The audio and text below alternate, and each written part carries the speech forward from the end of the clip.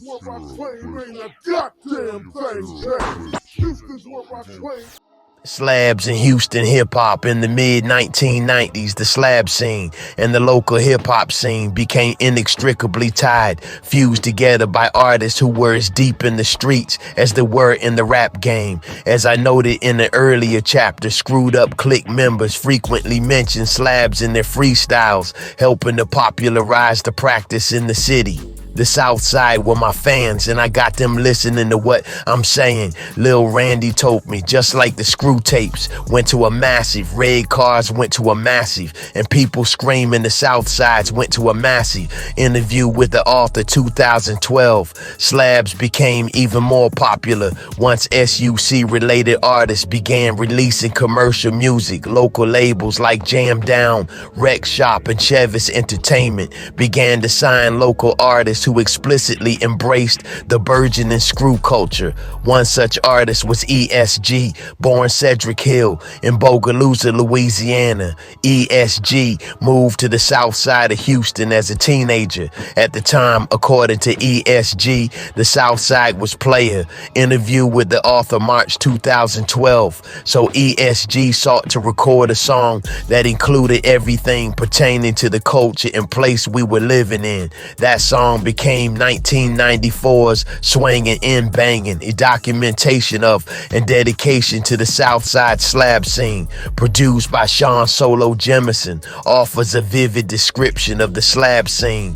The title and chorus, the Swangin' and Bangin', refers to the practices of swinging, which involves driving at extremely low speeds while weaving from lane to lane, and banging, playing your stereo at high volumes to sonically announce your presence. Throughout the song, ESG details core elements of slab aesthetics, including 80s Vogue tires, bubble headlights, fifth wheels, grills, and candy paint. The music video, released as a remixed version in 1995, reconstructs a typical slab gathering. Lots of cars, lots of women, and much music. Swangin' and Bangin' was originally released and screwed in regular form on ESG's 1994 album Ocean of Funk on local Parian Records, regionally distributed through local Southwest Wholesale. Ocean of Funk went on to sell 100,000 copies in Houston and throughout the South. In 1995, the album was reconstructed and re-released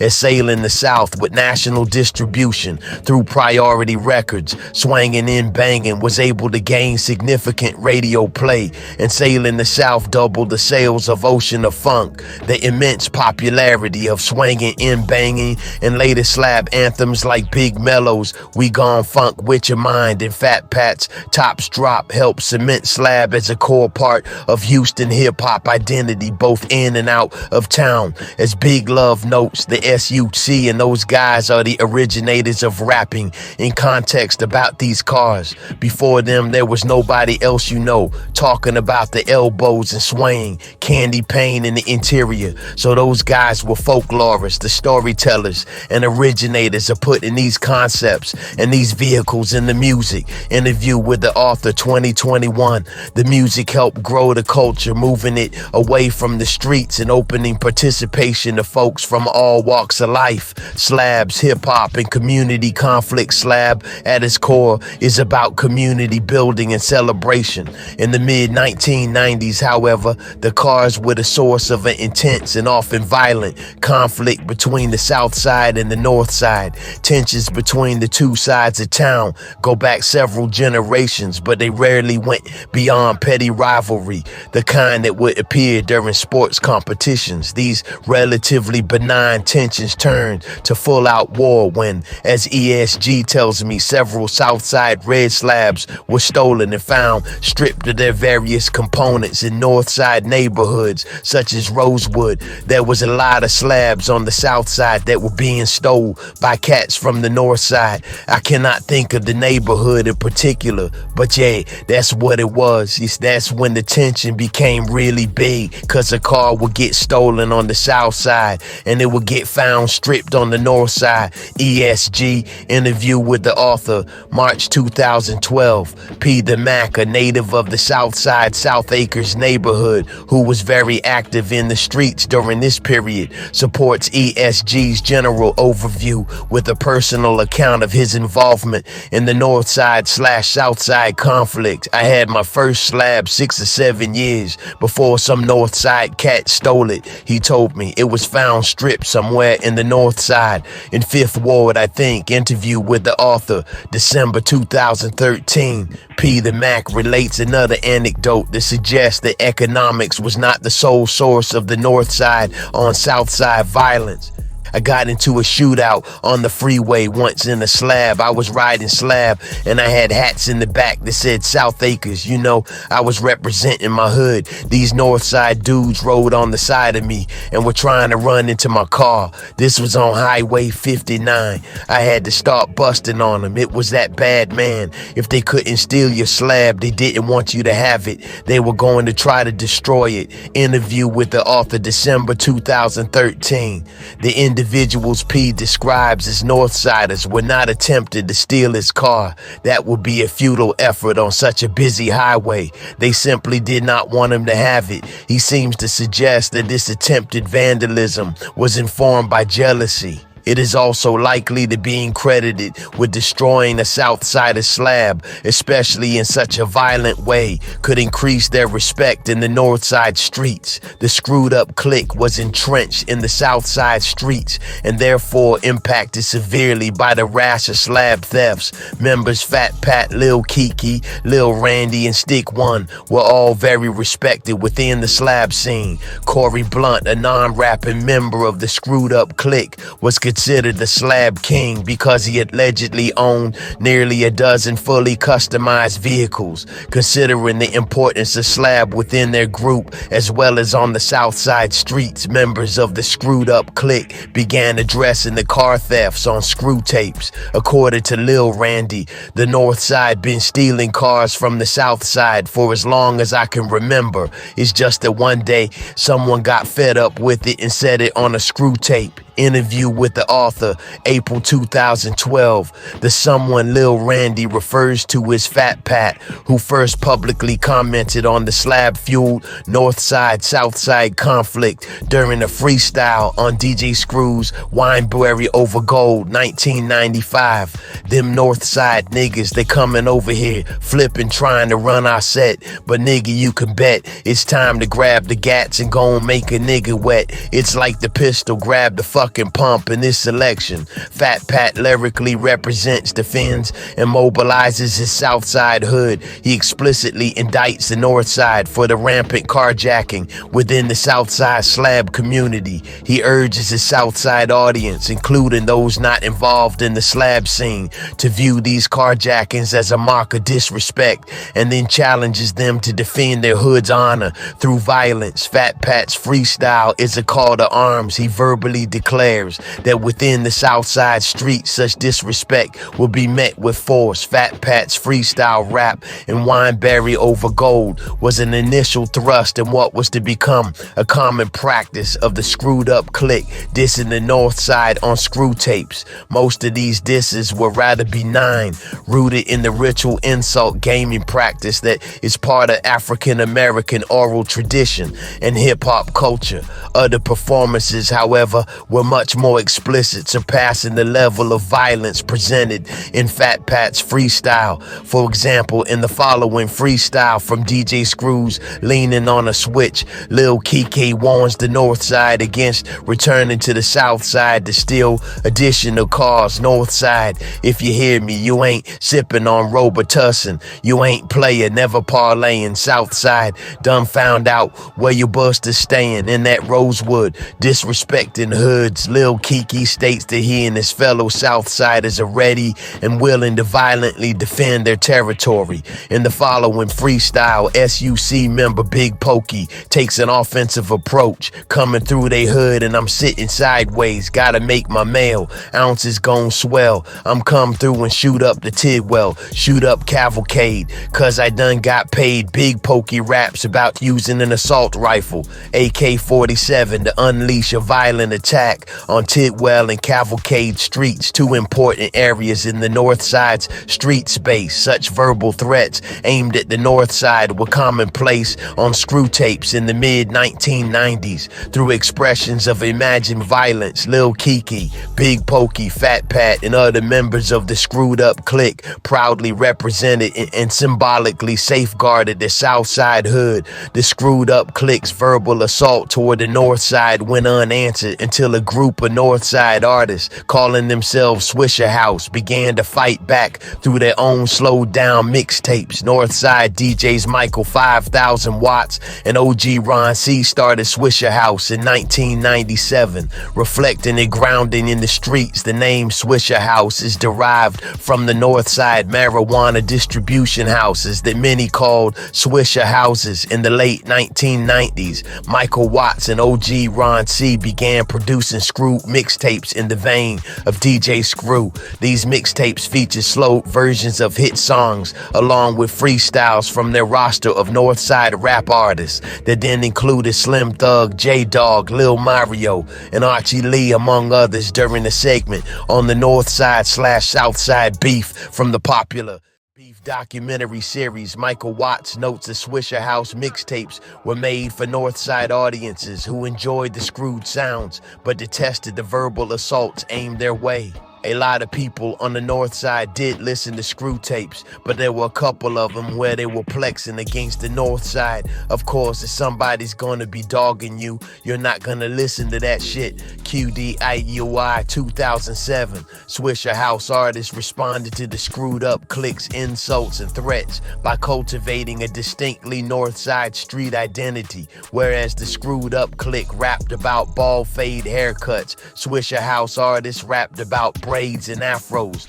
two hairstyles popular among North Side's young adults. Swisher House rappers vociferously celebrated North Side neighborhoods like Acres Homes, Greenspoint, and Rosewood, while red slabs mark South Side identity. Swisher House made blue slabs a marker of the North Side streets. The hostility between the Screwed Up Clique and Swisher House intensified after DJ Screw died on November 16, 2000. Swisher House's Michael Watts became the public face of screw music, and according to journalist Ronnie Sarig, Michael Watts and OG Ron C were arguably more famous nationally for making screw music than Screw was. Sarig 2007 325. As Paul Wall recalls, South Side against North Side was more like, it was like straight up gang violence, Bloods versus Crips. So QDIII 2007. There were essentially two sectors of hip-hop production in Houston, one in the north and one in the south. Rarely did the two collaborate. This territorial conflict lasted into the new millennium, and the peace process involved interventions from multiple sectors. In 2000, a California company, Texan Wire Wheels, began reproducing and mass manufacturing both the 83 and 84 Swangers, which reduced their base retail price from $10,000 to around $3,000 for a set of four. This decrease in price and exclusiveness made them less attracted to carjackers. Also, in 2000, Houston area HBCU Prairie View A&M University attempted to intervene with the Stop the Set Trippin', a conference that featured North Side and South Side rappers peacefully discussing their differences in front of a crowd of students. Big Love represented the North Side at the event and felt that it was an important step in calming tensions. My North Side people gotta see that all that flexing is over and we're moving on to something new, he says. In addition, North Side and South Side rappers began to collaborate with hopes that such partnerships would help unite the streets. In 2001, ESG and Slim Thug released Boss Hogg Outlaws, an album that was very popular on both sides of town. City Unity, according to ESG, was the inspiration behind the album. We were just trying to bring the city back together. It was like, damn, niggas were always into some carjacking or something. So niggas was like, fuck it, let's find somebody from the north and do a collabo album or something. Interview with the author, March 2012. Relatedly, rap artists from both camps had begun moving away from producing mixtapes, which consisted of freestyles over other previously recorded material, to producing commercial releases of original music. They released albums through local independent labels such as Jam Down, Rec Shop, and Sucker Free, as well as Swisher House, that were distributed through regional companies such as Southwest Wholesale or national distributors like Universal and Priority. In short, artists like Slim Thug, Lil Keke, ESG, and Paul Wall became fully professional rap artists with national fan bases. As such, they had little interest in local territorial conflicts, still tipping in the mainstreaming of Houston's hip-hop heritage. Through the first few years of the 2000s, the Houston hip-hop scene had a fickle relationship with the mainstream hip-hop landscape. Intermittently, records would bubble up out of the city, make a mark in the South, and then get respectable radio spins around the country. The Gator Boys' Mind Playing Tricks, 1991, was the first of such records, written by members Scarface and Willie D. The song is a haunting yet funky exposition on the precarious nature of street life and the resultant psychological effects of engagement in it. The song reached #1 on Billboard's Hot Rap Singles chart and #23 on the Hot 100. The equally haunting video received a regular play on hip-hop video vehicles, MTV Raps and Rap City.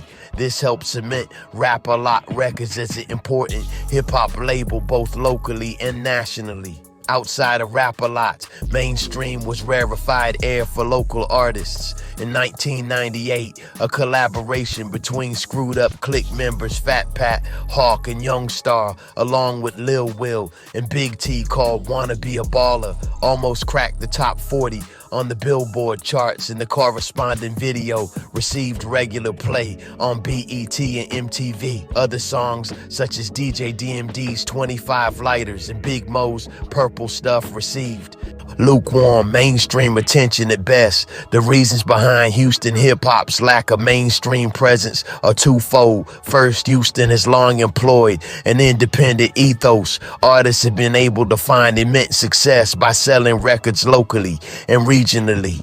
As a result, they felt little need to engage New York and Los Angeles, the two centers of the mainstream hip-hop market. Second, the mainstream hip-hop landscape had long been resistant to the sounds coming from the South. The Houston hip-hop scene managed to break through these cultural limitations and became the center of the hip-hop landscape between 2005 and 2007. Music by artists such as Paul Wall, Chameleonaire, and Lil Flip dominated the airwaves, charts, and television. Artists appeared in numerous magazine articles, including a legendary April 2006 cover article in The Source, so appropriately titled Don't Mess with Texas. Like Compton in 1989, the Houston hip-hop scene was in vogue, and it all started with the simple remix called Still Tippin' by Mike Jones, Paul Wall, and Slim Thug. The evolution of Still Tippin' parallels the evolution of Swisher House as a record label. After numerous successful mixtapes, Swisher House formed as a record label in 1999 and included most of the original Northside rhymers on the roster. The new label's very first release was a compilation called The Day Hell Broke Loose, 1999. In 2003, through a partnership with Rap-A-Lot Records, the label released The Day After Hell Broke Loose, which contained a funky yet relatively mediocre song called Still Tippin', performed by Slim Thug, Chameleonaire, and new affiliate Mike Jones. Later in 2003, Swisher House signed a national distribution deal with the Southern hip-hop friendly Asylum Records, a recently reactivated division of Warner Brothers Records. To celebrate their new deal, which in some ways was a rebirth, Swisher House released another sequel to The Day Hell Broke Loose, appropriately called The Day Hell Broke Loose 2, like the original. The album featured Swisher House's stable of Northside MCs, but reflecting squash beefs. The album also featured appearances by Screwed Up Click members Lil Kiki and Lil Flip. The Day Hell Broke Loose 2 featured a remix version of Still Tippin', this time featuring Chameleonaire's former rhyme partner Paul Wall. Despite this original placement, the song began to garner major buzz when it was released in late 2004 as the first single from Mike Jones's debut album, Who Is Mike Jones, 2005. The success of Still Tippin' did not occur by happenstance, nor was it purely due to musical appeal. Rather, a perfect storm of hip-hop and pop cultural shifts laid the groundwork for Houston's mid-decade rise into the mainstream.